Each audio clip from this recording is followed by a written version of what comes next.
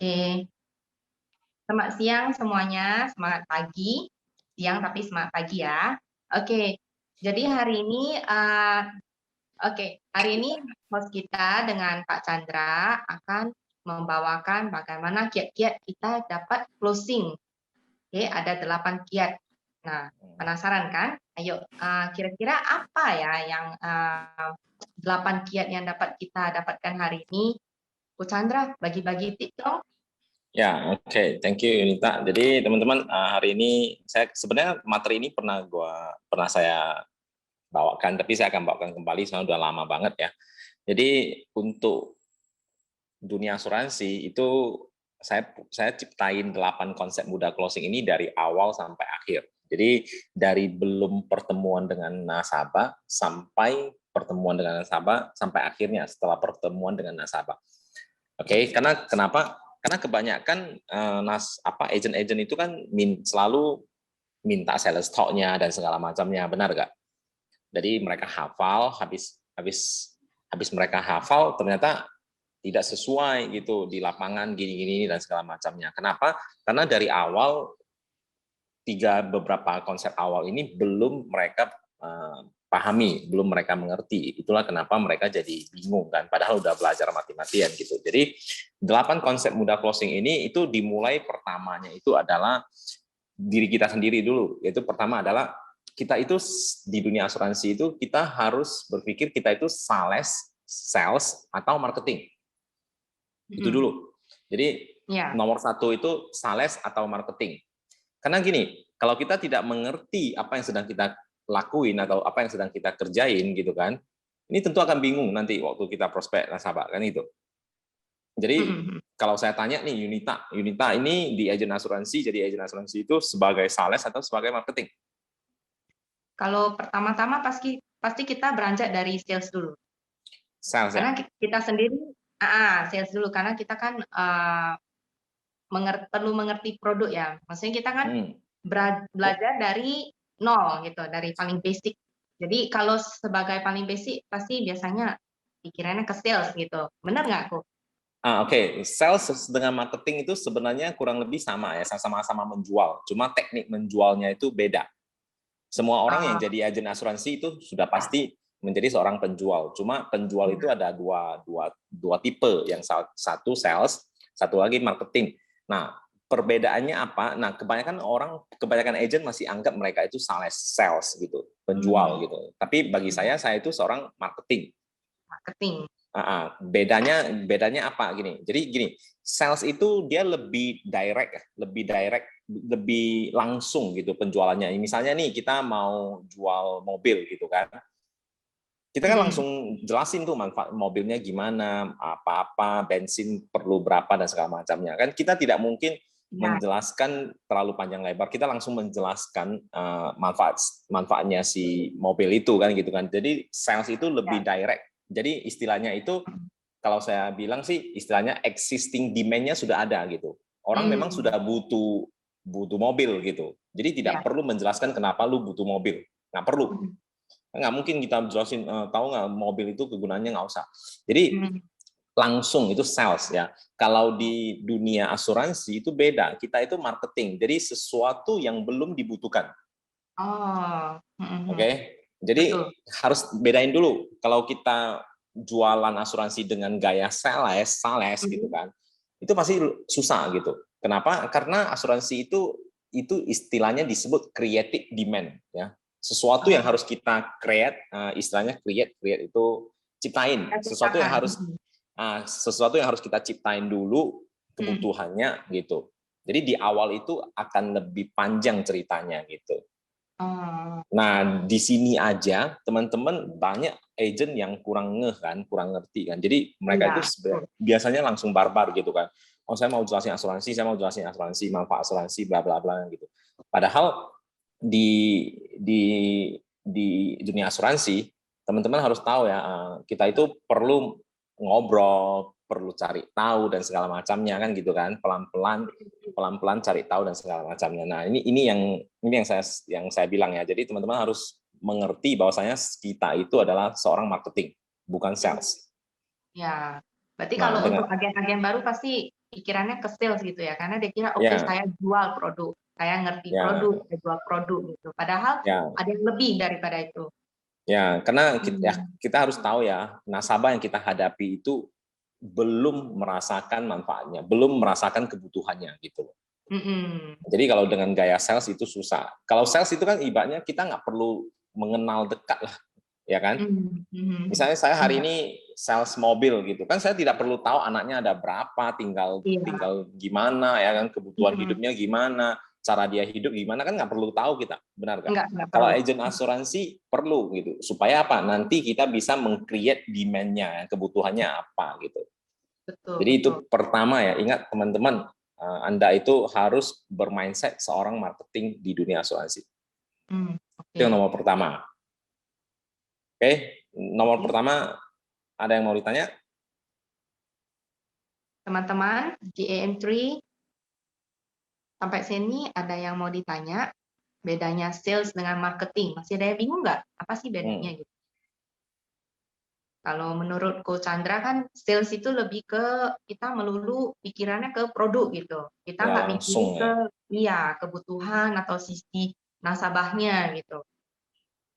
Tapi ingat ya, bukan berarti hard selling seperti itu bukan berarti nggak bisa Ya. closing, bisa ya tergantung seberapa Anda dekat dengan calon nasabah Anda kan. Mm-mm, mm-mm, Cuma kan tidak semua orang punya teman sedekat itu atau apa gitu. Ini kita bahas yang lebih umum dulu lah. mm-mm. Ya karena memang sebenarnya unik ya kalau berbicara dunia asuransi ini nggak ada one best way gitu. Karena Ya benar. sama kita memiliki produk yang sama. Hmm, Begitu banyak agent asuransi tapi nggak semua juga bisa sukses itu atau seperti sukses siapa gitu kan. Karena memang benar. cara kita approach, cara kita memahami nasabah itu aja sudah berbeda-beda. Gitu. Ya, cara Padahal nasabah. ya padahal produknya sama ya kok ya, nggak ada Ya, bedanya ya. itu uniknya ya. Itu unik Misalnya ya. nih, teman kalau teman-teman tanya sekarang ya, mungkin teman-teman bisa merasa saya itu lebih punya kemampuan closing dibanding teman-teman lain kan gitu kan. Tapi percaya nggak kalau misalnya Yunita hari ini punya teman baik gitu kan, Yunita yang prospek dengan saya yang prospek, kira-kira lebih peluang mana yang closing? Coba ada yang bisa jawab nggak? Hmm. Pasti semuanya jawabnya ya jadi Yunita kan gitu. Karena dari sisi emosionalnya aja si prospek kan ini, si calon prospek ini tentu akan lebih enak ngobrol dengan si Yunita dibanding dengan saya, ya kan? Jadi Betul.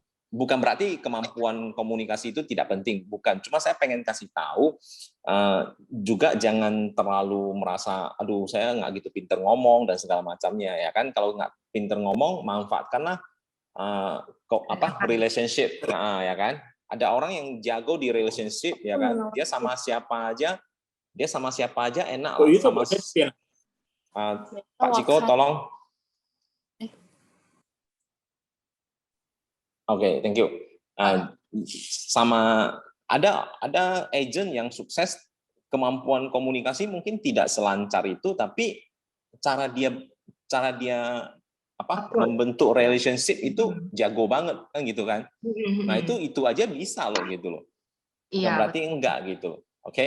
Jadi Mm-mm. banyak faktor nanti saya jelasin itu tapi yang pertama yang secara umum dulu ya kita itu harus berpikiran seperti seorang marketing dulu. Jadi Oke. kalau mindset kita udah benar seperti ini, maka waktu kita masuk ke nasabah, ke toko orang atau apapun, kita itu pasti bisa berpikir lebih jauh kan. Oh, saya tidak boleh langsung barbar nih, saya tidak boleh langsung keluarin produk ini nih kan gitu kan. Nah, kita udah Mm-mm. bisa menghandle diri kita sendiri kalau kita mengenal diri kita sendiri, kita itu siapa Iya. gitu loh. Mm-mm.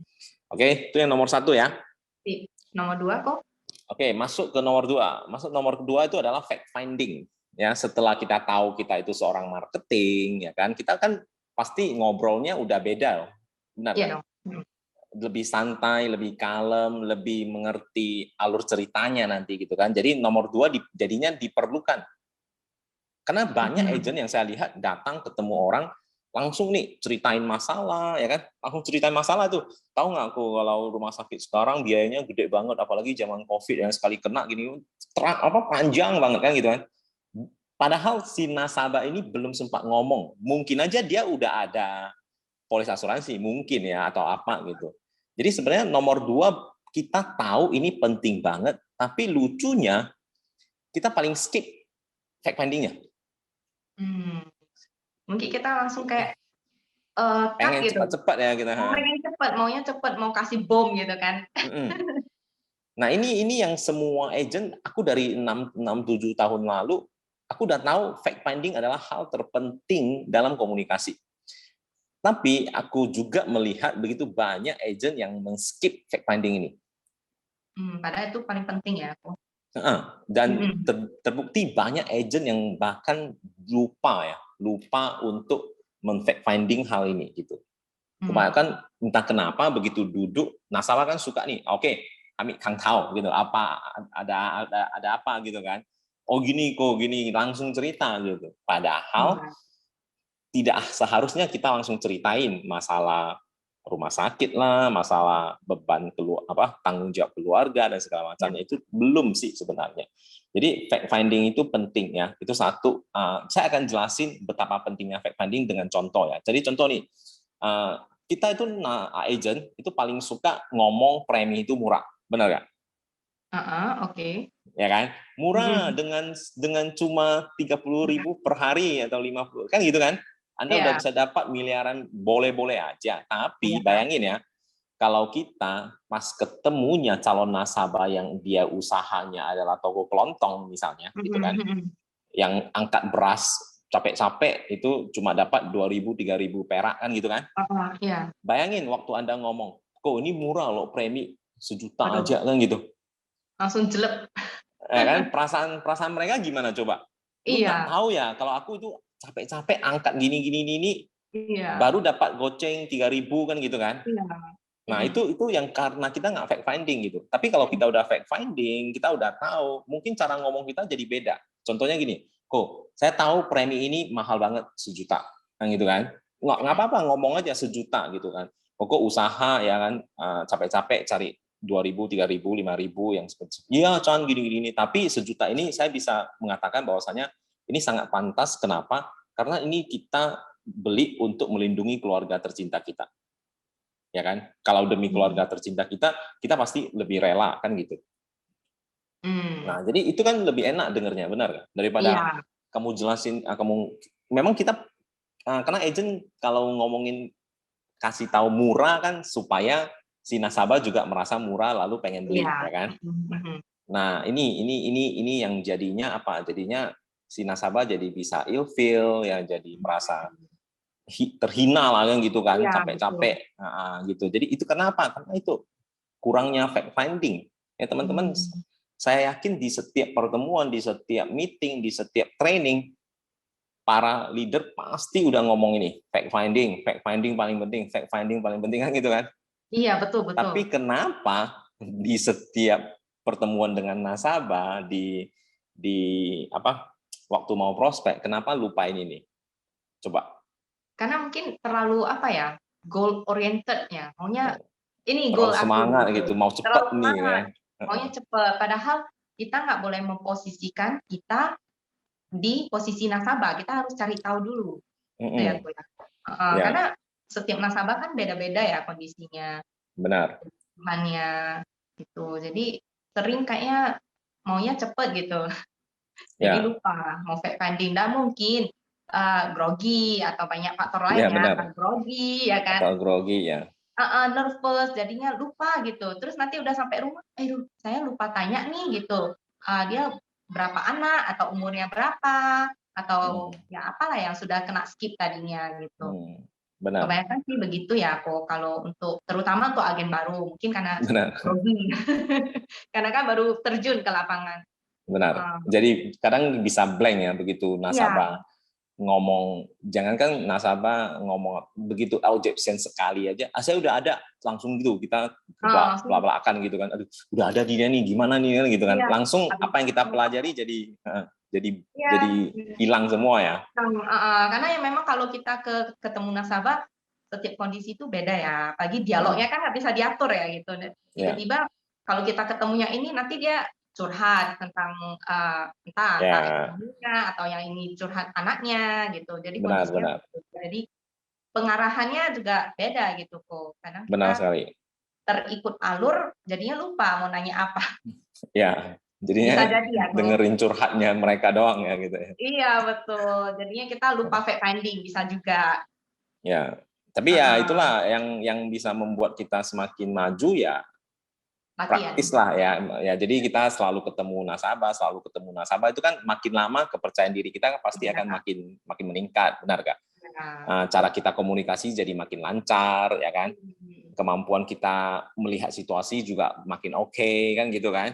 Biasanya seperti itu gitu. Oke, itu yang nomor 2 ya. Jadi kita pertama ya kita udah tahu kita itu marketing ya, cara ngomong juga jadi beda. Langsung masuk, oke, jadi saya harus mulai nih fact finding kan gitu. Ini istilahnya sinkron semua nih gitu. Dari 8 ini kalau Anda miss di nomor 3 atau nomor 2 itu bisa jadi kacau semua. Ya, bisa jadi tarik panjang gitu, harusnya bisa cepet. Ya, Udah selesai, kok ada yang lupa gitu ya kok. Tapi saya rasa benar. kalau di tahap fact finding ini kalau memang untuk agen baru, mungkin grogi atau gimana ya, takut blank, bisa kita buat catatan ya kok. Catatan gitu, misalnya nomor 1, kita udah tulis dulu apa yang mesti kita cari tahu, misalnya berapa jumlah anggota keluarga, anak berapa, gitu, untuk diri sendiri gitu, kayak contekan. Ya, Jadi istilahnya terarah lihat gitu. itu Heeh. paling kalau informasi itu biasanya sih lihatnya dari Instagram, Facebook itu kita bisa tahu Nah, kan. ya bisa sih. Kehidupan seseorang itu kan kebanyakan dicurahkan di medsos kan gitu kan. Jadi Ya sedikit tapi banyak kita pasti akan tahu. betul, cuma memang nggak semua orang begitu ya, kok ada yang lebih Benar, private, gitu jadi ya private benar. kalau mau tahu ya mesti kita bicara bincang Ya, gitu ya. benar. Mhm. Oke. Nah, jadi itu 1, 2 udah. Oke, yang ketiga adalah kita udah mulai masuk nih cara ngobrolnya sekarang ya. Jadi nomor 3 itu adalah ciptakan rasa penasaran. Oke, karena kenapa? Karena menurut saya komunikasi yang paling enak itu adalah menciptakan suasana yang tanda tanya, Bikin gitu loh. penasaran. Ya, bukan sekedar memberi info ya, tapi sesuatu yang tanda tanya. Karena gini, kita tahu ya manusia itu paling suka penasaran istilahnya ya kan. Betul, Kalau kepo tiba-tiba ya. tiba-tiba hari ini ada berita apa ya kan, penting nggak penting, kita ya ikut aja Pengen kan tahu. gitu kan, pengen Heeh. tahu aja. Padahal penting nggak penting ya kita pengen tahu aja ya supaya ada kesan di mana Eksis. uh, apa ya tidak bukan maksudnya ada kesan Ya, gimana ya nggak biar nggak ketinggalan ketinggalan kok. ya biar nggak ada Nah, ketinggalan zaman gitu kan. heeh Nah, heeh. contoh kalau misalnya hari ini kita ngobrol tiba-tiba di luaran sana ada kecelakaan misalnya, Mhm itu kita mhm. biasanya langsung jadi penasaran, pengen lihat, pengen tahu, sekedar Betul. gitu doang sih gitu. Jadi saya selalu memulai percakapan itu dengan sesuatu yang saya ngobrol itu pasti akan terjadi rasa penasaran. Hmm. Ya, saya kasih contoh nih sederhana ya. Ya ketika kita lagi ngobrol sama klien calon nasabah gitu kan, kita tanya gitu, tadi nih saya waktu sebelum ke lokasi tempat koko gitu kan, tempat bapak, tempat ibu, saya ada lewat nih satu jalan dan kebetulan saya ada lihat nih ada rumah sakit baru dibangun gitu loh. Mhm. Ngobrol aja sekedar sharing gitu. Ada rumah sakit yang baru dibangun dan uniknya adalah itu rumah sakit kasih diskon 99% gitu. Oke, jadi teman-teman kita ngobrol gitu aja kasih diskon 99% untuk kalau istilahnya mau jadi member di sana. Sekedar ngomong gitu aja. Bayangin, jadi setiap kalau kita sakit, kita berobat di sana, kita akan billing kita itu akan didiskon 99%. Cukup dengan menjadi member oleh rumah sakit tersebut gitu. Oh. Nah, begitu dia dengar gitu kan dia mungkin akan penasaran gitu kan. Emang ada gitu kan rumah sakit yang seperti itu yang menyediakan diskon 99% hanya dengan menjadi membernya mereka. Iya, Ya kan gitu kan. penasaran dong. Pengen tahu Ada caranya. gitu. Nah, Mhm. jadi kita jelasin ada sebenarnya. Kok nggak tahu nih? Kok nggak tahu? Bilang aja gitu. Nggak tahu ya. Ada gitu. Jadi tinggal kasih tahu ada. Nah, baru dia akan tanya itu nanti. Tanyanya apa? Memang rumah sakitnya apa? Mana gitu. Nah, kita baru masuk tuh di asuransinya. Jadi sebenarnya dengan kita kerjasama dengan asuransi gitu kan, kok dengan kamu membayar premi sekian gitu kan, biaya rumah sakitnya sekian, lu hanya perlu bayar sekitar 1% gitu. Misalnya contoh billingnya 3 miliar gitu kan. Kalau 1% itu 3 juta. 30 juta. 10% 300 juta, 30 juta. Ini berarti 0,03%, nggak sampai 1% malah. Kalau billingnya 100 juta, ya kan, bayar 1%, 10%, 10 juta, bayar 1%, 1 juta kan gitu kan. 1 juta. Jadi di sini mereka akan lebih bisa menerima kehadiran asuransi gitu loh. Oke, jadi mereka akan lebih bisa menerima kehadiran asuransi. Tapi di awal tidak perlu menceritakan asuransi itu kesehatannya begini, biaya rumah sakit mahal dan segala macamnya, nggak perlu. Nah, jadi ceritain konsep penasaran seperti itu udah bisa membuat orang penasaran pengen dengar lebih lanjut. Nah, contoh yang kedua misalnya rumah yang 1 miliar. Ada nih rumah yang mau dibangun 1 miliar gitu kan. Nggak perlu DP, cicilannya cuma 500.000 per bulan gitu. Nggak perlu DP. Kan begitu dengar kan langsung pasti mindset mereka ya rumah 1 miliar ya minimal DP 300 juta lah kan gitu kan. Cicilan pasti 5-6 juta per bulan kan gitu. Nah, jadi dari ini aja kita ngomong seperti itu aja mereka bisa merasa, nggak perlu DP dan cuma 500.000 kan gitu kan. Ada tuh rumah seperti itu. Cuma gimana sih caranya? Ya, cuma rumah ini saya punya syaratnya, kok gitu loh. Rumah ini saya punya syaratnya. Syaratnya apa? Kita begitu cicil nggak bisa tempati dulu. Nah, kan gitu. Jadi kalau nggak bisa tempati pun mereka juga pasti mau kan. Yang penting selama rumah itu jadi milik saya kan gitu kan. Nggak apa-apa, saya nggak tempati gitu. Oke. Nah, jelasin. Oke, pertama syaratnya nggak boleh tempatin ataupun sewain nggak boleh. Oke, kalau gitu, tapi ini rumah pasti jadi milik keluarga kalian kan gitu.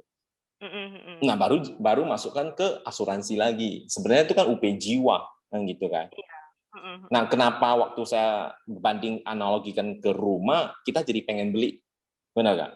Meskipun kita nggak bisa tempati, meskipun kita nggak bisa sewain kan gitu kan. Tapi selama itu jadi milik kita nggak masalah kan? Betul. Rela rasanya ya. Ya kan? Kalau dibuat analogi begitu. Jadi pengen beli rumah nggak sekarang, Yunita? Iya. 500.000. Jadinya pengen ya. Kalau gitu saya yang closing lah.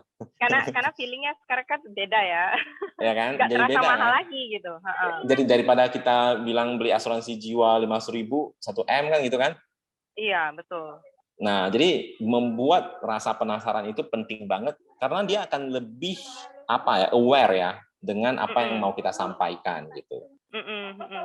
Nah, baru nanti setelah ngomong begitu, paling kita sambungkan ke asuransi jiwa. Habis itu kita nggak akan bahas untung rugi. Sebenarnya kalau untung rugi ya oke lah kita bahas. Tapi saya sih lebih pengen kita itu membeli asuransi jiwa karena memang kita mau menjaga keluarga kita. Kadang kita lupa akan hal tersebut. Karena kenapa?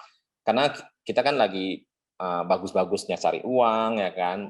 Pendapatan selalu ada kan gitu kan. Tapi kan ada momen juga tertentu yang mungkin ketika ini semua sudah tidak ada gimana kan gitu. Nah, jadi tetap sisi emosional harus dikedepankan ya. Waktu mau closingnya itu sisi emosionalnya harus lebih dapat dibanding sisi logikanya. Karena logikanya orang itu mereka itu ngomong itu mikir itu pasti hopwabo kan gitu kan. Itu dulu. Iya. Nangkepnya itu dulu. Kalau mikirin hopwa terus ya intinya nanti bisa jadi nggak jadi gitu. Ya, jadi aku selalu ngomong sesuatu yang membuat mereka itu merasa ini sepertinya lebih untung gitu. Tapi untuk closingnya saya selalu mengedepankan sisi emosionalnya seseorang. Oke. Nah, ini masuk tuh ya nomor 3 kan penasaran kan, masuk yang nomor 4. Jadi konsep saya itu benar siapa yang lagi Yunita? Yunita dari rumah sampai keluar tuh sekarang. Ini demi bisa Zoom kok karena ya gitu lah kok. Udah ada anak kok. Jadi nomor 4 itu Ya. Kelanjutannya ya, setelah Ya. penasaran, ciptakan rasa sisi emosionalnya seseorang. Uh-uh. Oke, feel ya, emosional. Karena kenapa? Saya akan kasih tahu kunci sukses jualan itu adalah 90% orang membeli sesuatu itu karena faktor emosional. Ya, itu sudah pasti. Oke. Karena Ya. kan, sorry. Sampai masuk mobil itu lihat. Oke, thank you ya untuk Yunita. Jadi sekali lagi ya, saya akan jelasin 90% seseorang membeli apapun, barang atau apapun itu 90% karena faktor emosional. Ya, orang membeli tas seharga 1M itu bukan karena tasnya itu tahan peluru, bukan karena itu lempar terus nggak rusak, bukan. Tapi karena pride-nya, karena emosionalnya gitu kan. Ya kan, kalau karena logikanya itu ya pasti nggak mungkin kan gitu. Jadi nah, sisi emosional saya akan jelasin sedikit ya. Tadi udah sedikit. Tapi ini saya akan kasih contoh ya. Contoh misalnya gampangnya gini. Gue selalu pernah, ini kejadian nyatanya ke saya kan. Dulu sebelum jadi agen asuransi itu saya kan jadi penjual mainan. Jadi saya jadi penjual mainan. Nah, saya akan kasih contoh ya. Bayangin kalau kita hari ini penjual mainan, terus ada seorang calon pembeli lah datang mau beli mainan, kita kan pasti akan tawarin nih, Pak mau cari apa, mainan ya gini-gini kan untuk anak gitu-gitu. Nah biasanya apa yang kita kasih tahu itu adalah ini loh mainannya ini murah gitu kan, coba bandingkan dengan tempat lain kan gitu, ini lebih murah dan lain-lain. Padahal kalau kita ngomong begitu kan belum tentu dia ngecek toko sebelah. Betul. Jadi ngomongin murah untuk apa gitu loh. Iya. Tapi karena dia pasti nggak percaya. Ya, semua toko juga ngomongnya begitu kan gitu kan. Iya. Nah, jadi kedua berarti kan kehadiran kita waktu kejadian kan nggak penting-penting banget gitu.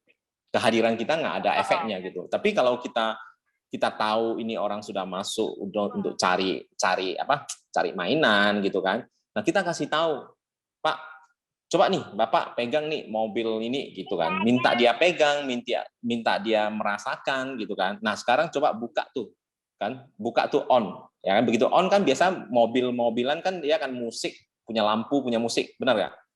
Iya. Nah begitu dia buka kan hidup nih. Nah begitu hidup kasih tahu. Nah Pak bayangin tuh sekarang anak kamu ya, anak Bapak waktu buka ini muncul lampu, muncul musik, senangnya minta ampun kan gitu. Nah, minta dia merasakan itu gitu. Nah, setelah dia udah bisa rasakan itu, ya dia tanya berapapun, kita jawab berapapun, dia pasti kemungkinan besar akan beli. Iya, dibanding kita kasih tahu, oh Pak ini lebih murah loh, 40.000 bla bla bla, di toko sebelah 60.000 kan gitu kan. Iya. Nah, seakan-akan kita menjawab mereka gitu, tapi sebenarnya enggak. Nah, ini yang harus kita biarkan mereka merasakan sendiri ya gitu, kasih pengalamannya. Ya, jadi emosional itu benar sekali. Emosional itu penting banget ya untuk membuat seseorang mengambil keputusan dengan cepat. Oke, itu yang nomor 4 ya. Jadi setelah itu kita akan masuk yang ke nomor 5 ya. Nomor 5 itu tentunya dengan segala persiapan kita dan segala macamnya ya, tentu akan selalu ada yang namanya objection. Benar nggak? Itu sudah pasti. Sejago apapun kita ngomong, segimanapun ya tetap akan ada yang namanya objection. Nah, begitu objection, apa yang harus kita lakuin teman-teman? Nah, gampang ya, ini nomor 5 sama nomor 6 gampang banget. Nah, jadi nomor 5 itu setuju di awal. Oke, jadi apapun yang mereka ngomongin, kita setuju. Setuju itu untuk istilahnya kita respect gitu dengan apa yang menjadi pemikiran mereka. Kita hargai apa yang menjadi pemikiran mereka. Supaya kita pun sejalan ya sama mereka. Ya, jadi kita harus setuju ya. Karena kebanyakan kalau misalnya nih contoh nasabah daripada beli asuransi di sini ya kan sambil invest pun bagus saya invest rumah, properti. Saya mau jual langsung cuan bla bla bla kan gitu kan. Nah, biasanya agent akan menyerang nih. Ya tapi kan nggak liquid. Kalau ada apa-apa kan kita butuh dana bla bla bla, panjang banget kan gitu kan. Ya, memang benar. Nah, memang benar, tapi kan kita bukan lagi cari siapa yang menang, siapa yang kalah kan gitu. Iya, betul. Nah, jadi agent itu kebanyakan terlalu frontal dalam menghandle objection. Jadi solusi yang paling bagus tuh kita harus setuju. Nah, nomor 5 setuju, nomor 6 tuh dibalikin, terbalik ya. Jadi nomor 6 saya tulis terbalik, itu terbalik dalam artian setelah setuju kita menggunakan objection itu untuk membuat nasabah jadi mau. Contoh nih tadi ya, yang tadi, daripada saya beli premi asuransi di sini ada investasinya bla bla bla, saya bagus invest di properti saya. Soalnya properti saya kan yang membuat saya seperti sekarang ya, saya kaya dari properti bla bla. Tentunya dia akan lebih mau dong kalau bahas properti dibanding yang asuransi kan gitu kan.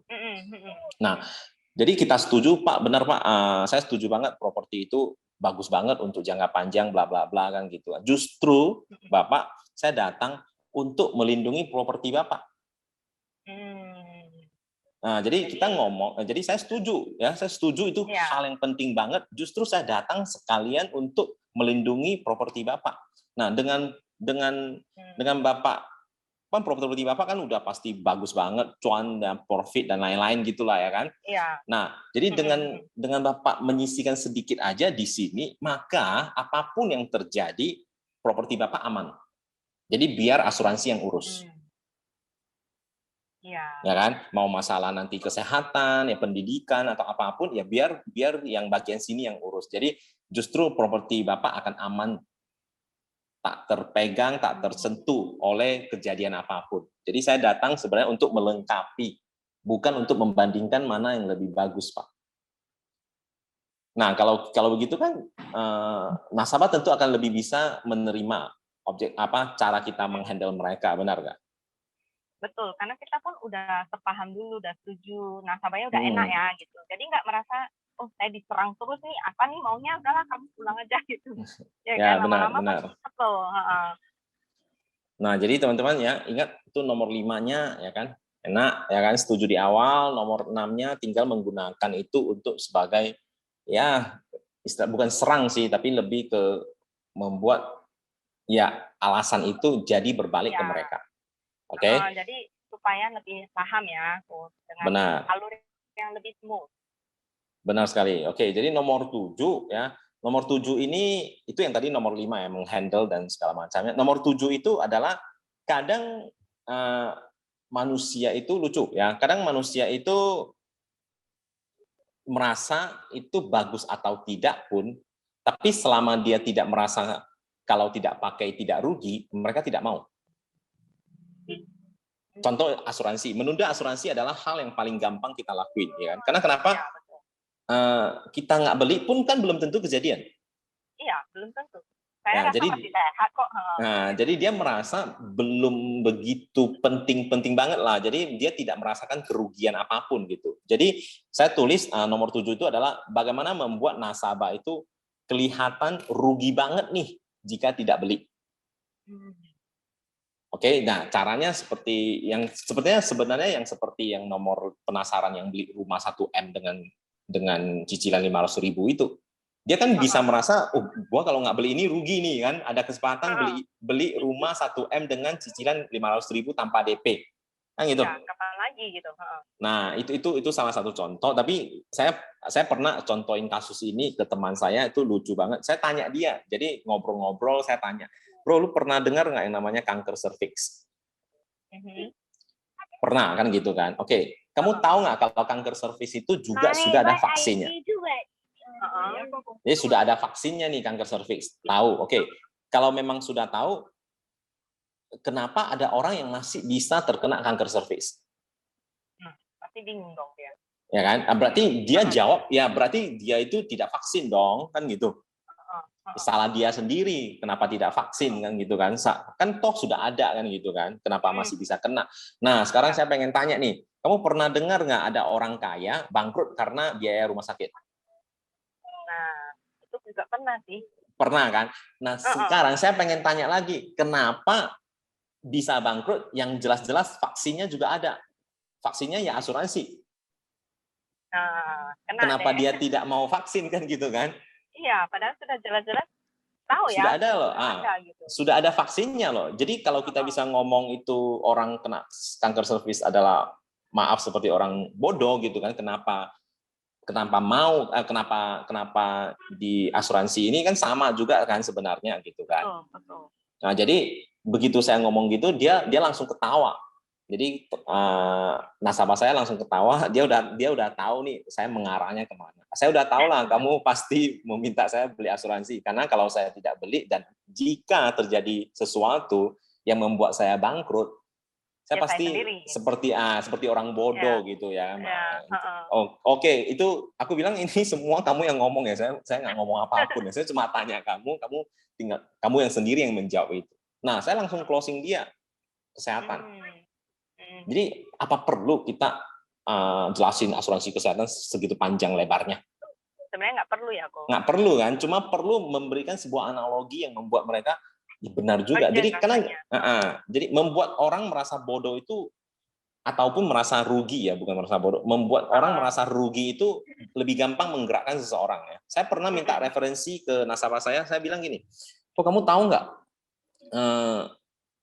Banyak tuh kita dengar ya, karena uang, hubungan persaudaraan itu bisa jadi kacau balau, ya kan? Iya, sering. Retak, sering banget ya. Tahu nggak kenapa? Salah satu faktor terbesarnya adalah masalah asuransi. Dia tanya, kenapa? Oke, gini kok, sederhananya gini. Kamu kan udah beli asuransi, udah jaga keluarga, dan lain-lain. Oke? Nah, bayangkan, kita punya adik, abang, kakak, kan gitu kan? Nah, mereka ini kan belum tentu punya asuransi. Bayangin kalau mereka ada resiko. Sebagai abang kan kita nggak mungkin nggak nolong, kan gitu. Tapi kalau mau tolong pun kita masih ada istri dan anak yang harus kita hidupin. Nah, kalau udah posisi begini, gimana rasanya? Pasti rumit dong, ya kan? Satu sisi kita pasti akan dibilang abang yang tidak punya hati, gitu kan, nggak mau bantu. Mau bantu, segimana bisa bantu, coba. Ada istri anak yang harus kita hidupi. Nah, karena itulah ribut hanya karena masalah itu. Bayangin kalau misalnya nih Koko udah tahu manfaatnya gimana, kasih tahu ke abang, ke adik, ke kakak, ya kan? Kasih tahu mereka. Setidak-tidaknya kita udah kasih tahu ke mereka. Nah, soal mereka mau atau enggak itu ya urusan belakang kan gitu. Iya. Yang penting kita udah kasih tahu. Nah, dengan cara kita meminta referensi seperti itu, mereka yang akan jadi merasa lebih pengen referensiin gitu loh. Karena mereka ada sedikit unsur kepentingan juga kan. Jangan-jangan nanti kalau ada apa-apa gue yang harus nanggung lagi kan gitu. Jadi minta referensi seperti itu lebih gampang teman-teman dibanding kok minta dong referensi. Paling dia akan jawab apa? Ya oke, nantilah saya cari-cari kan gitu. Karena basicnya manusia itu tidak mau ada banyak masalah. Takutnya nanti saya referensi ke kamu terus ada masalah, ya saya juga tidak dapat ucapan terima kasih kalau ada apa-apa ya kan. Malah akan jadi ribet kan. Kalau pas ada masalah itu kenapa banyak nasabah yang tidak begitu pengen referensi sebenarnya untuk menghindari masalah mereka. Tapi kalau cara kita meminta referensi yang membuat nasabah kelihatan rugi, ya kan, itu akan membuat mereka lebih mau sih, lebih tergerak gitu. Dan faktanya memang begitu. Oke, itu yang nomor 7 ya. Jadi buat nasabah kelihatan rugi ya. Kelihatan rugi jika tidak referensi ataupun jika tidak beli asuransi. Oke, yang nomor 8 yang terakhir ya, itu nomor 8 itu setelah kita melalui perjalanan panjang dari 1 ke 7, nomor 8 ya itu sebenarnya repeat ya, jadi keep learning ya. Nomor 8 itu keep learning ya, artinya ya belajar terus hal-hal baru dan segala macamnya ya kan. Kondisi COVID sekarang membuat kita jadi belajar hal-hal baru kan di Zoom dan segala macamnya. Nah, cuma ya jadi keep learning itu penting banget. Dan sedikit saran adalah kita harus belajar yang namanya 4 personality plus. Oh, apa itu ya, Bu? 4 personality plus itu 4 karakter manusia. Jadi setiap orang itu punya karakter kuatnya. Jadi misalnya ada orang sanguin ya, melankolis, flegmatis, koleris kan gitu. Nah, jadi kalau kita mempelajari itu lebih gampang untuk bagaimana kita tahu kapan harus ngomong ngomong A atau ngomong B. Contoh nih, misalnya orang-orang melankolis. Orang-orang melankolis dia kan mereka itu lebih suka hal-hal data. Yang bersifat data. Ya, menurut ini tahun ini ya kurang gini ya, mereka suka itu. Jadi kalau kita kasih tahu berdasarkan data, ya kan?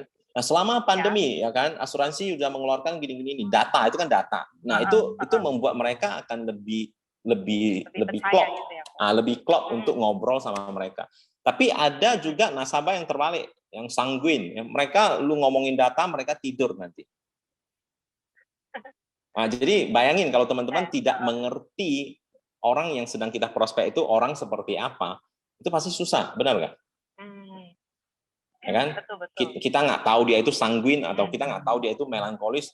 Ternyata dia melankolis, kita ngomongin hal yang bertentangan dengan gaya dia, ya itu pasti nggak suka mereka. Orang melankolis itu bahkan biaya pemeliharaan itu aja mereka perlu dengar loh, gitu. Orang melankolis, tapi orang sanguinis, lu ngomongin tentang biaya apa mereka nggak penting. Pokoknya premi bayar berapa udah, gitu loh. Nah, jadi jadi memang jujur ya orang sanguin lebih simpel sih dalam melakukan sesuatu. Mereka iya aja gitu, lebih gampang. Tapi dari semua hal ini ya itu 4 personality plus itu akan membantu Anda lebih gampang mengenali karakternya si nasabah dan sehingga Anda itu akan lebih cepat lah closing seseorang gitu. Ya, betul sih. Jadi kita pun nggak mengulur waktu ya gitu. Kalau memang orangnya yang udah simple, ngapain kita panjang lebar jelasin ke dia? Kalau benar. dia aja nggak butuh. Benar. Jadi kayak kalau bagi agen baru memang ini perlu dicicipin lah ya, ketemu nasabah-nasabah yang berbeda gitu. Karena jujur agent baru itu kan biasa berangkat dengan semangat yang awal-awalnya itu kan dengan semangat ya. Kalau membayangkan kalau saya tahun depan ke Eropa gimana rasanya kan gitu kan. Memang semangat ya kan. Tapi kalau tanpa mental yang bagus, tanpa product knowledge yang bagus, tanpa latihan yang cukup gitu kan. Saya berani, makanya itu kenapa saya bukan untuk menakuti Anda, tapi saya berani garansi ya dari 100 orang pertama yang Anda ketemui, saya berani garansi 95% Anda akan ditolak. Apalagi jika kita itu tidak punya istilahnya status yang wah di mata orang. Kecuali kamu itu anak orang kaya ya kan, itu mungkin lebih gampang ya kan. Kita kesana aja mereka oh iya silakan masuk kan gitu. Jadi lebih gampang closing. Ya, jadi ya kita harus benar-benar tahulah semua situasi kondisinya gitu. Saya dulu waktu saya jadi agen asuransi saya tahu saya harus lebih punya kemampuan menjelaskan dibanding menggunakan status saya. Nah, gitu. Jadi harus tahu itu semua gitu. Jadi ini 1 sampai 8 ya. Saya coba ulangi nanti kalau teman-teman lupa atau apa nanti saya akan copy paste ke grup ya. Soalnya saya ada tulis juga sih sebenarnya dari di sini. Oke, itu dari nomor 1 ya, ingat sales atau marketing ya. Nomor 2 itu fact finding, nomor 3 itu penasaran. Nomor 4 itu feel emosional, nomor 5 itu setuju di awal, nomor 6 itu membalikkan objection-nya itu terbalik, nomor 7 itu buat nasabah kelihatan rugi jika tidak beli, nomor 8 itu keep learning, ya selalu belajar. Dan belajar itu yang 4 personality plus dulu. Sebenarnya kalau dari 8 poin-poin ini memang udah paling inti sarinya sih kok kalau sudah dijalani ya. Bisnis asuransi ini memang sebenarnya itu aja siklusnya putar-putar. Ya. Ini bahkan bisa Anda gunakan untuk kehidupan Anda, untuk bersosialisasi atau apapun itu. Ya saya setuju kok. Karena jadi memang karena memang semua ini berhubungan dengan komunikasi dengan manusia ya. Benar. Jadi 8 ini saya udah kasih tahu saya udah jelasin ya dalam 45 menit ya, jadi cukup biar nggak lama-lama. Nanti kalau lama nanti biasanya mereka akan kebanyakan live itu. Kalau enggak nanti buat sesuatu yang entah kemana-mana ya, tinggalin handphonenya kan gitu kan. Oke. Jadi teman-teman udah dapat atau pengen tanya ya sebelum saya sudahi ya sama Yunita. Kalau Yunita yang jadi host kok jadi saya yang terbalik. Iya, lupa. Ada teman-teman. Sepertinya ini agen baru ada nggak ya? Mengapa masih banyak penjualan terjadi dengan cara jadi sales ya? Karena itu mungkin bagi saya ya kurangnya product knowledge ya. ya kan? Karena biasanya gini, kalau saya adalah salah satu agent yang sebelum jualan itu saya belajar dulu. Saya belajar gimana dulu malah belum ada ADS ya kalau nggak salah ya. Pokoknya semua itu saya pelajari dulu. Oke, saya cari tahu dulu kalau masuk ini satu keluarga masuk satu polis bisa nggak dan lain-lain. Kalau masuk suami untuk anak atau apa perlu KTP nggak, perlu ini perlu itu nggak. Itu semua saya pelajari dulu baru saya jualan. Biasanya kan agent kan kadang bisa lupa loh. Misalnya nih ibu beli anak boleh nggak ya satu polis atau gimana, kan itu kan berarti artinya apa, artinya SOP-nya perusahaan kita aja kita nggak ngerti loh. Iya, masih kan? ada yang bolong-bolong ya kok. Nah, kita langsung istilahnya ya udah ngegas aja dulu ya kan, hajar dulu ya kan, nanti kalau ada pertanyaan ya boleh-boleh aja gitu, tapi ini akan mengurangi sedikit banyak mengurangi ya gitu loh. Harusnya kan kita sebelum jualan kan harus tahu dulu ya kan, maxiling itu apa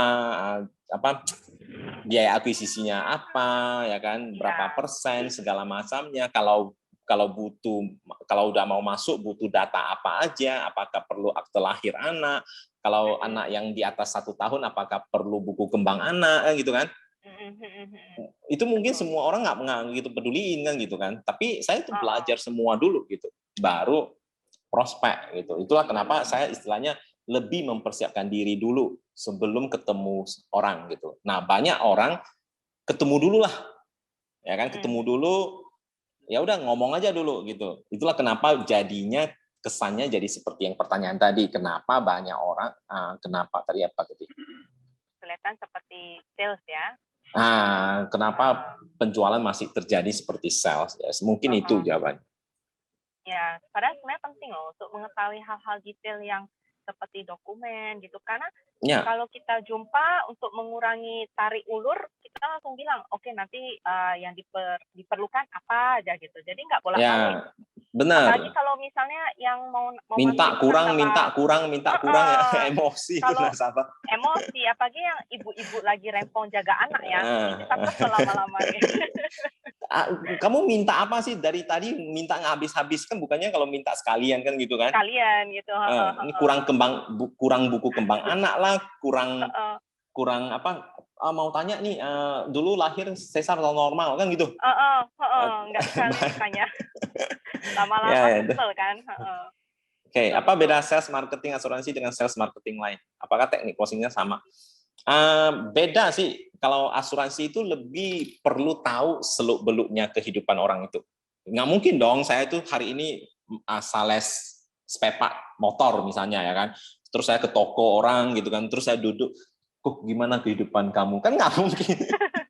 Saya pasti ya akan cuma kasih data, nah ini kok kurang apa, datanya kurang lengkap atau apa, maksudnya perlu penambahan barang-barang apa kan gitu kan. Saya akan fokus di sana dulu, kalau udah selesai semua di sana ya paling ya duduk ngobrol lah. Kan gitu. Ya kan, setelah selesai semua dia pencatatannya kurang barang-barang apa, dia udah catat semua, paling kalau saya biasanya yang saya lihat sales-sales luar kota ya, datang dulu saya di Bagan Batu, mereka pasti ada waktu yang ngobrol. Kalau nggak ada waktu, oke kok, saya permisi, langsung gitu. Nggak ada cerita tentang anak kamu udah usia berapa, ya kan, namanya siapa, tahun lahir gimana, enggak. Itu bedanya ya. Jadi kita itu lebih human touch ya. Jadi kita itu lebih mengandalkan relationship, bukan hanya sekedar jual beli barang gitu. Iya betul. Itu bedanya. Dan lagi kalau misalnya bedanya kita menjual barang ya andaikan ini spare part dengan asuransi. Kalau asuransi nanti kan kita bisa berkembang lagi tergantung kondisi, tergantung perubahan produk. Tapi kalau spare part ya mungkin tergantung stok dia sudah kurang, mau nambah lagi gitu. Cuma tergantung dari kondisi stok dia dan penjualan dia ya. Tapi kalau asuransi ya beda ceritanya karena semuanya berhubungan dengan manusia. Kita bisa mengarah ke warisan, ke pensiun, pendidikan, banyak ya cabangnya. Ya, ngobrolnya juga beda apa ya, lebih human lah, lebih human lah. Jadi bukan sekedar tok ketemu udah harus bisnis, enggak. Iya, dan masih ada lanjutannya ya, karena kan kalau memang dia sudah nasabah kita, ya udah memang udah berhubungan dengan kita seumur hidup gitu. Ya, benar. Heeh. Oke, jadi itu bedanya ya. Oke, next. Bisa untuk beberapa agent untuk Hah? oke. Ada? Sorry. Ada pertanyaan? Ada DM. Oh, soalnya saya baca nggak ada di sini. Secret agent ini. Secret agent. Oke. Kira-kira kalau misalnya dari yang sudah kita bincang-bincang, ada nggak yang nggak setuju gitu dari teman-teman kita? Jangan setuju-setuju aja. Kira-kira ada nggak yang nggak setuju gitu? Oke, boleh. Kalau nggak setuju itu kenapa gitu? Mungkin ya ada pengalaman pribadi gitu kan? Ya, jadi dari 8 ini ya sebenarnya apakah contoh ya yang tadi yang saya bahas kembali sedikit ya tentang relationship. Jadi kalau kita relationship-nya udah kuat jauh sebelum kita jadi agen asuransi, ya sebenarnya kita bisa menghindari fact finding, bisa ya kita nggak bisa menghindari creative demand ya yang pelan-pelan jelasin nggak perlu, itu juga kadang nggak perlu ya. Saya jujur saya sama beberapa teman ya kalau udah deket gini kan, kalau saya udah tahu dia itu segala macamnya, saya tinggal kasih dia proposal, saya udah minta langsung ya udah kamu tanda tangan sekarang gitu doang. Saya nggak usah jelasin panjang lebar gitu, karena saya udah tahu dia, udah tahu saya gimana, segimananya saya kan gitu kan. Jadi ada beberapa yang saya itu tidak perlu dari 1 sampai 8 saya harus lurus-lurus gitu, nggak perlu. Jadi itu kenapa saya bilang uniknya jadi agen asuransi itu ya. Iya, apalagi memang ya istilahnya memang kita sudah tahu ya jawabannya, nggak perlu lagi kita jawab, kita tanyakin lagi kayaknya kok bertele-tele nih teman. Ya. Oke, ada pertanyaan nih, bagaimana mengalahkan rasa takut saat mau prospek gitu. Oke. Ya, betul. Nah, ini yang paling menarik ya. Entah kenapa kita itu begitu jadi agent selalu merasa satu tingkat di bawah, derajatnya itu di bawah orang. Ya, kenapa ya? Pernah nggak teman-teman jadi agent sampai detik ini begitu ketemu orang entah kenapa Anda itu bisa merasa satu tingkat di bawah orang gitu? Saya pernah. Pernah ya? Pas ketemu teman-teman gitu kan. Terus ada yang nanya, dari pandangannya kita bisa rasa kok. Jadi dia tanya, jadi kamu sekarang kerja apa? Agent insurance ya? Iya, saya di Panin, saya bilang kan. Langsung dia, ya udah silent gitu, semuanya silent langsung. Oke. Dan kita merasa entah kenapa mereka seperti contoh ya, dokter ya kan. Kita ketemu dokter ya kan. Entah kenapa kita langsung istilahnya hormat banget gitu kan. Padahal belum tentu sebagus, bukan berarti dokter itu nggak bagus ya, bukan berarti gitu ya maksud saya. Tapi entah kenapa kita langsung merasa mereka itu satu tingkat di atas kita. Hanya karena profesinya dokter kan gitu. Padahal kan kita perlu padahal kan kita perlu tahu apa tabiatnya juga, karakternya juga kan gitu kan. Nah, jadi sama. Jadi aku selalu bilang gini, kita itu sendiri itu harus menghormati profesi kita sendiri kan gitu kan. Dokter menyelamatkan kita dari sisinya nyawa, tapi saya menyelamatkan kamu dari sisi ekonomi. Dan sisi ekonomi itu juga berhubungan dengan nyawa kamu kan gitu kan. Tanpa ekonomi yang bagus, ya nyawa juga bisa melayang juga gitu kan. Jadi berarti saya juga memposisikan diri saya itu berharga. Kehadiran saya berharga untuk orang. Gitu loh. Jadi teman-teman tadi chatnya apa tadi? Teman-teman rasa takut itu nah, jadi untuk mengalahkan rasa takut itu Anda itu harus memandang diri Anda itu bagus dulu gitu. Kalau Anda kurang lebih seperti maka saat prospek Anda udah bisa merasa saya datang untuk menyelamatkan. Saya datang bukan untuk memohon. Iya, betul. Gitu loh. Nah, itu karakter saya waktu pertama kali menjalani asuransi sampai sekarang. Jadi saya nggak peduli saya mau ketemu siapa, saya sudah pernah ketemu orang yang punya triliunan. Saya udah pernah ketemu orang yang punya ratusan miliar, saya udah pernah, dan mereka itu tetap bernafas pakai hidung. Jadi sama ya. Jadi mereka makan juga tetap pakai nasi ya. Mungkin hidup mereka lebih nyaman, tapi mereka itu tetap manusia. Jadi tidak harus seperti itu ya. Jadi saya juga pernah ketemu yang standar ekonominya di bawah saya, tapi saya juga tidak menjudge mereka itu lebih buruk, enggak. Jadi saya melihat orang itu berdasarkan karakternya orang, bukan berdasarkan status ekonomi. Nah itu yang mungkin akan mengalahkan rasa takut Anda ya. Oke, ini ada pertanyaan lagi nih. Coach Chang, saya ingin tanya, tapi mungkin sedikit melenceng. Apakah nggak melenceng dong karena asuransi kan? Ya, apakah orang introvert bisa sukses menjadi agent asuransi? Oke, kalau tanya introvert, teman-teman percaya nggak saya itu orang yang introvert? Enggak dong, pasti kan gitu kan? Enggak ya, kalau lihat pasti enggak ya. Beneran kan pasti enggak. Tapi saya berani garansi ke kamu, ini kehidupan saya nyata. Jauh sebelum saya menjadi seorang agent asuransi, saya itu introvert banget. Saya itu punya teman bisa dihitung pakai jari, dan kehidupan saya itu cuma bangun, makan, nonton, terus main PS. Saking introvertnya, saya hidup di Medan belasan tahun, saya nggak tahu jalan. Percaya nggak? Wah, bisa gitu ya, Ko ya? Ya, saya udah hidup di Medan. Benar, saya hidup belasan tahun di Medan. Teman-teman percaya nggak? Saya dari Jalan Aki, dulu saya tinggal di Jalan Aki, mau ke Es Parman itu 1 jam lebih. Saya muter, saking nggak tahu jalannya, saya lupa kan. Pas entah kenapa saya belok, dari belokan itu saya udah nggak tahu jalannya.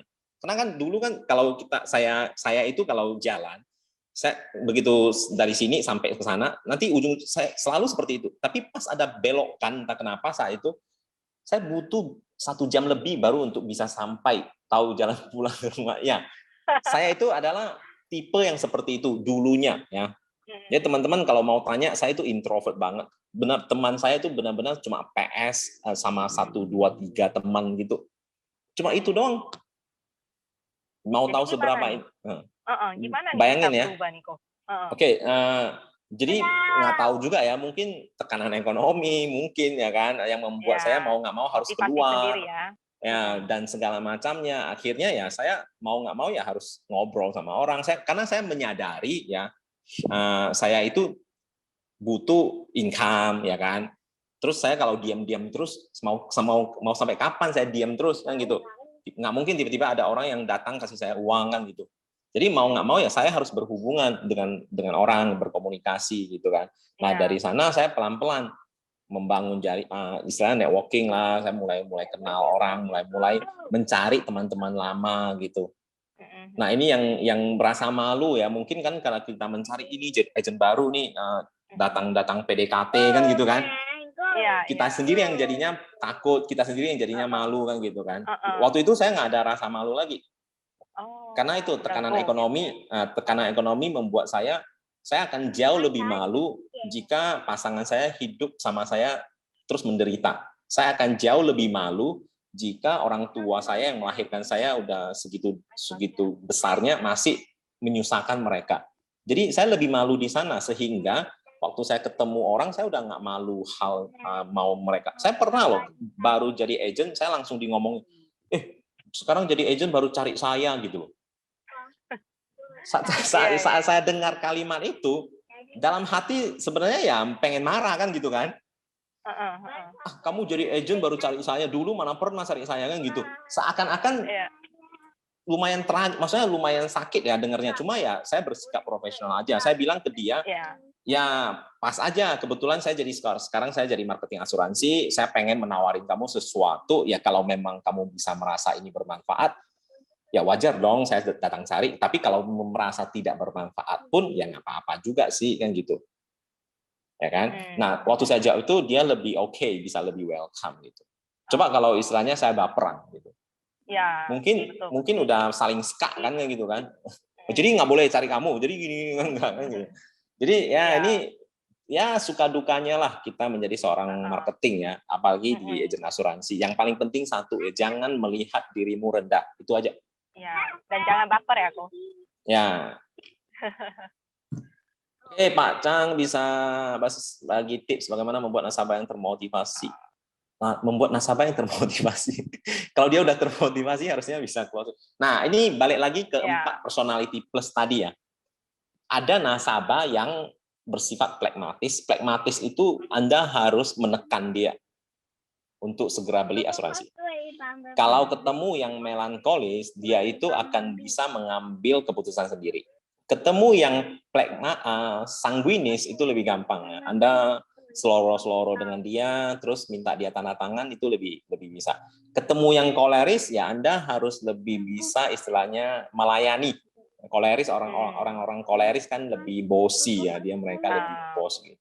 Anda ya bukan merendahkan diri ya, tapi lebih oke, nggak masalah gini oke ya. Gitu ya gitulah kira-kira dari 4 personality plus ini Anda pasti ngerti nanti ya gimana menekan, gimana mundur sedikit, gimana melayani dan segala macamnya. Betul. Oke. Ya. Oke. Ini dari peserta ini ada lagi pertanyaan. Apakah Bu Nur nih? Kira-kira dari pengalaman Bu Nur nih ya begitu panjang ya di dunia asuransi. Nah, kita coba tanya pro-nya ya, aku. Dari pengalaman Bu Nur nih ya begitu panjang loh. Jadi kalau bisa dibilang pengalaman sudah berpuluh tahun, sudah senior ini. Kira-kira setuju nggak? Karena Coach Chandra dan saya kan masih muda ya gitu, masih seumur jagung kalau pengalaman di dunia asuransi. Bu Nurni? Bu Nurni di sini, oh ada. Ada.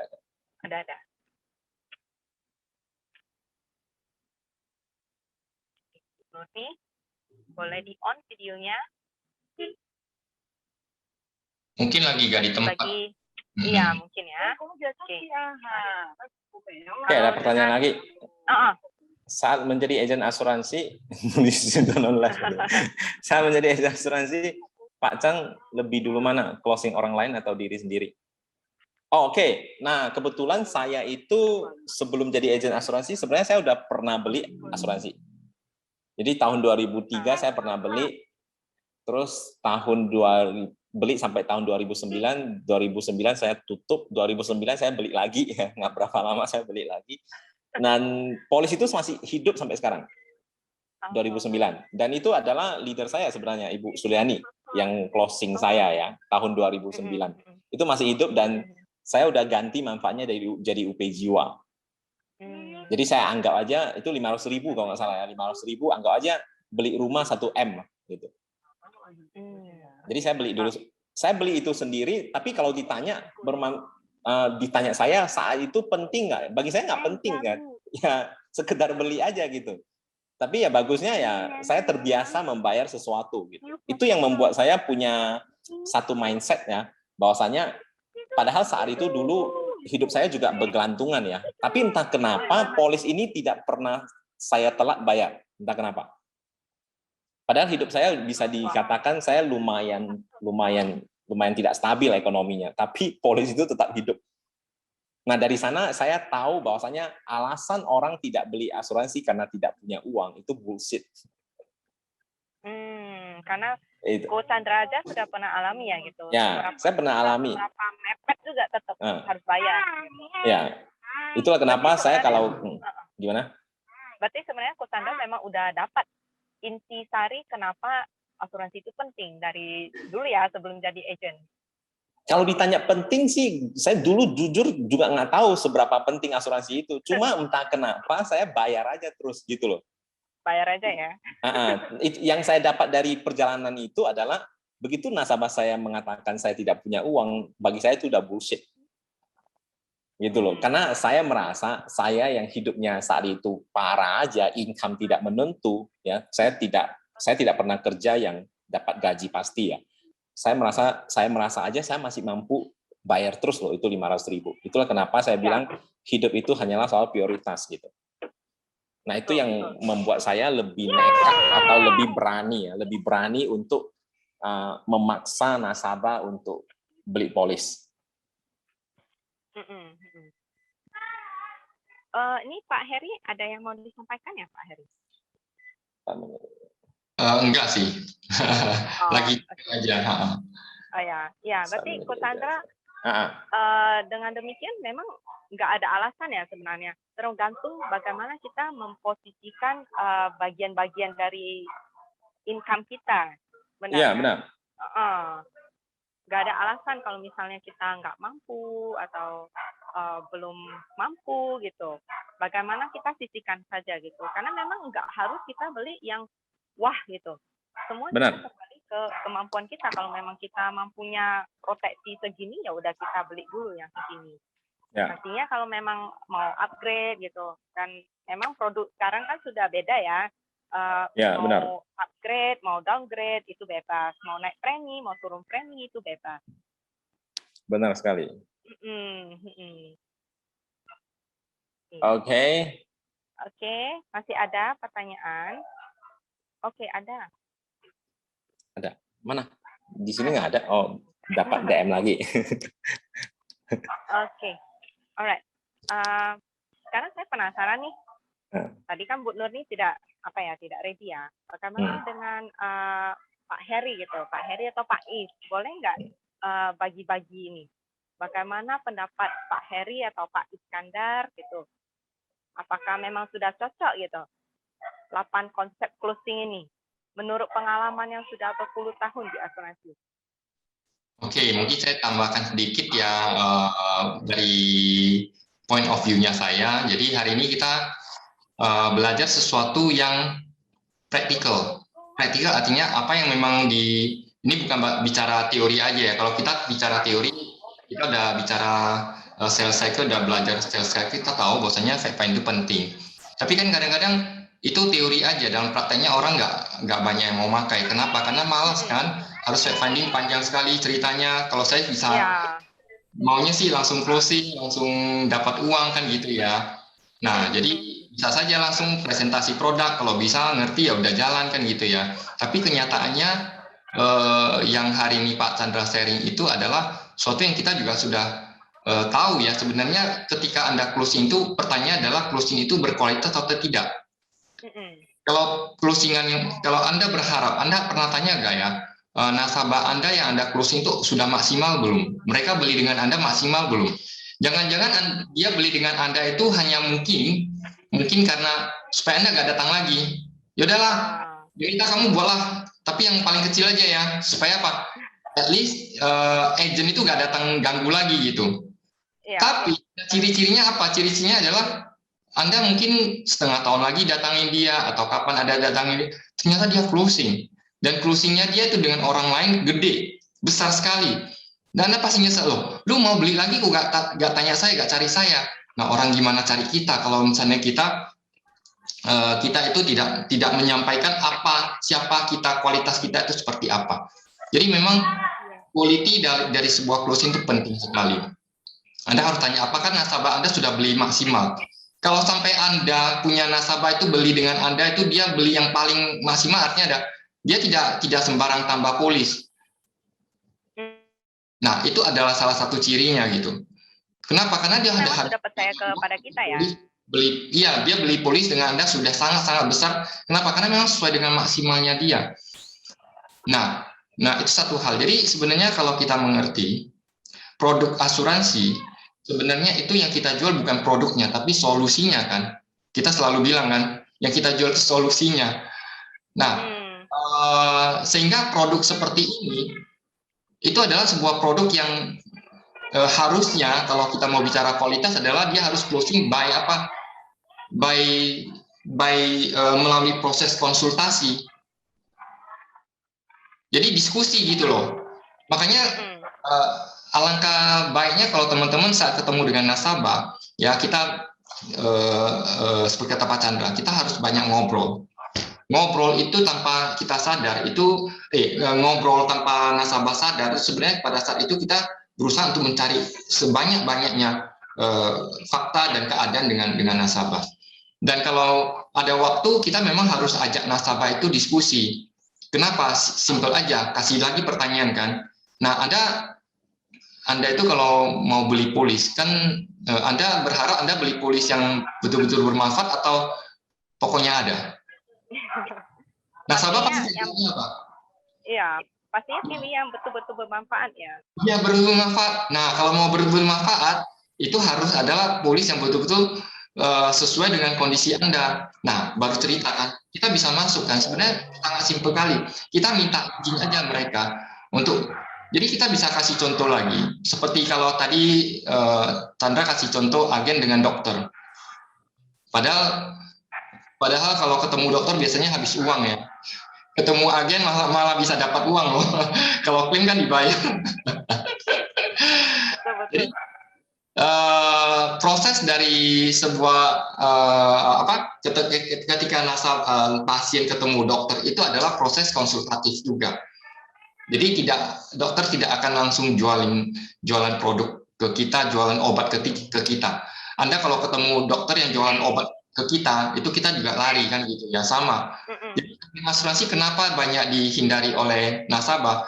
Karena agen asuransi cenderung suka modelnya yaitu tadi sales ya, menjual, bukan konsultan gitu, bukan marketing, bukan konsultan. Jadi ketika kita dihadapkan seorang mau jual sesuatu pada kita, waduh, itu kita pasti udah bentengin diri.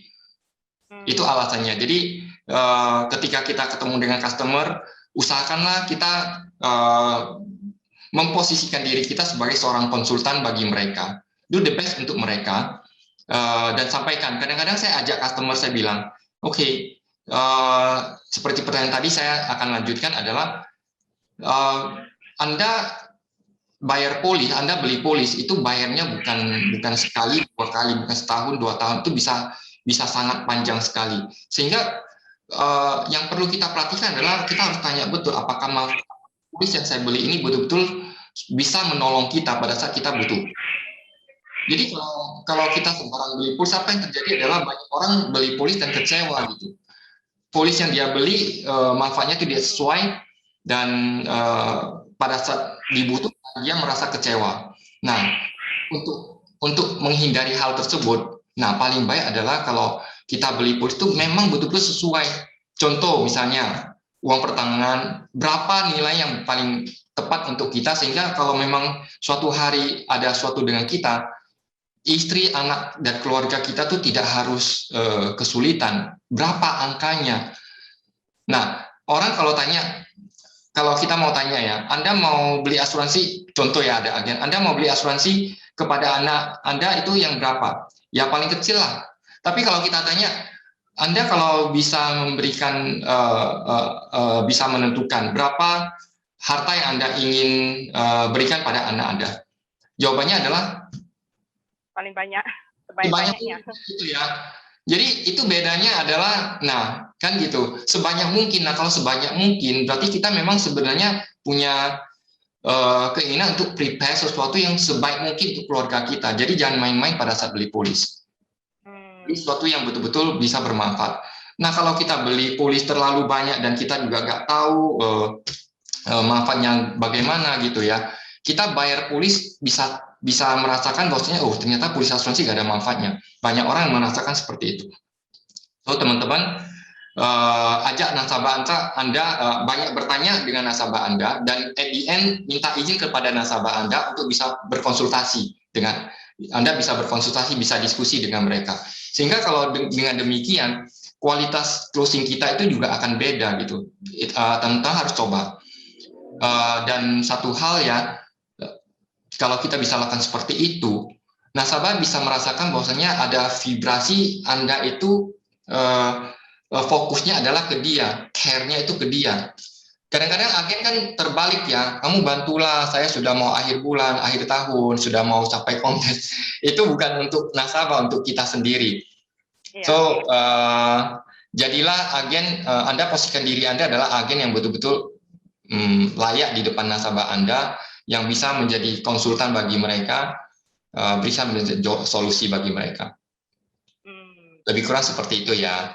Ya, oke, makasih Pak Heri. Ya, jadi intinya memang nggak ada, there is no one best way terhadap cara kita memprospek ya kan. Tapi yang penting ya memang 8 kiat itu kalau dijalankan dan sudah ada jawabannya, pasti terlihat kita lebih profesional ya. Karena memang kita tidak memberikan polis atau kita membuat proposal itu dengan sembarang gitu, kayak nggak ada standarnya gitu. Setiap nasabah itu beda-beda, jadi nggak ada standarnya, harus istilahnya kita tailor, kita modifikasi tergantung dengan kemampuan, manfaatnya yang dia diinginkan, ya kan? Karena seperti yang tadi Kusandra bilang, kalau kita bicara dengan yang nasabah kerja di toko kelompok kan bisa jadi ceritanya beda gitu. Nggak mungkin kita tawarkan yang oke, kamu masuk premi 1 juta itu murah, itu nggak mungkin gitu. Dan lagi apakah kebutuhan dia mampu dengan kalau dia bayar segini gitu. Jadi semuanya tetap kembali kepada kita menghadapi dan memahami nasabah kita ya, betul. Oke, teman-teman. Saya rasa kiat-kiat dari Pak Chandra ini sangat bagus sekali loh, karena memang Pak Chandra ini sudah sangat pengalaman, dia jalankan ya kan dari nol, sudah dia praktekkan dan sudah di-sharing kepada kita secara intisarinya dalam video 45 menit ini. Jadi kalau memang kan nggak ditonton itu sayang sekali ya teman-teman. Oke, baik. Apabila nggak ada pertanyaan lagi atau nggak ada komentar lagi, kita akhiri video hari ini, sales klinik hari ini. Terima kasih Ko Chandra, terima kasih Pak Heri, Ko Friendly. Oke, teman-teman semuanya, terima kasih sudah join sales klinik kita hari ini. Sampai jumpa lagi di sales klinik selanjutnya. Sampai jumpa teman-teman. Thank you Chan, thank you Yun. Welcome, thank you Ci. Thank you. Bye semuanya. Bye-bye.